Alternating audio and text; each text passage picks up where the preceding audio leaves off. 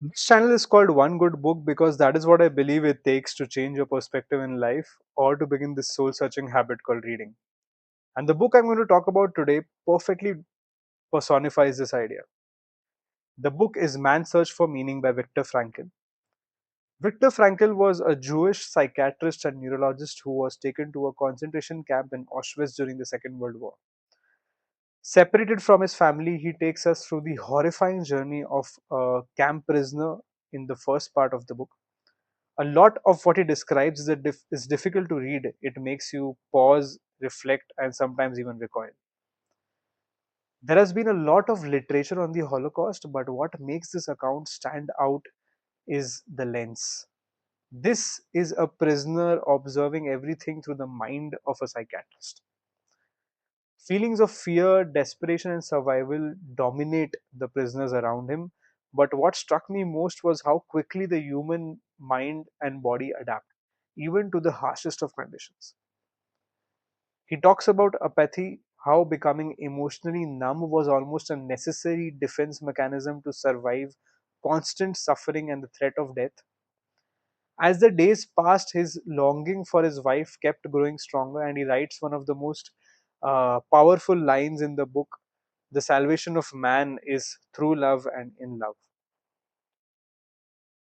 Even in such conditions, he finds moments of humor and writes about how that helped him endure everything. One idea that really stayed with me is this: that suffering has no fixed size. It expands to fill the mind, and that made me rethink how I look at bad days or difficult phases in my own life. Maybe the way forward is not to avoid suffering but to find meaning within it. Another powerful insight is about judgment. Uh, Frankel says that many decisions prisoners took might seem selfish or even cruel, but we have no right to judge unless we are absolutely certain we would have acted differently in the same situation.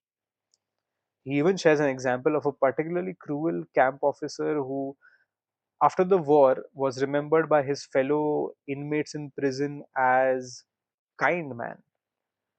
It shows how complex human nature really is, perhaps the most extreme form of yin and yang.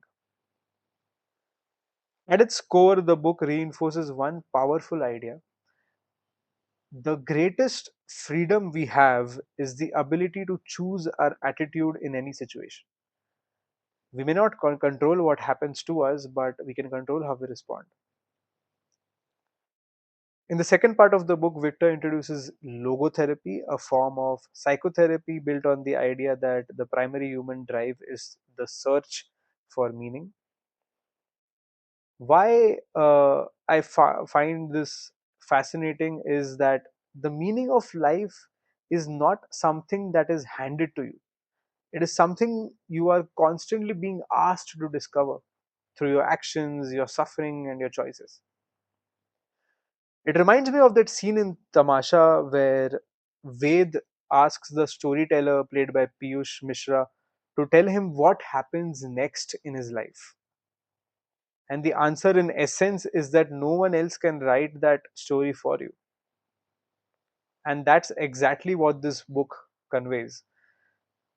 Life does not give you meaning, it asks it from you.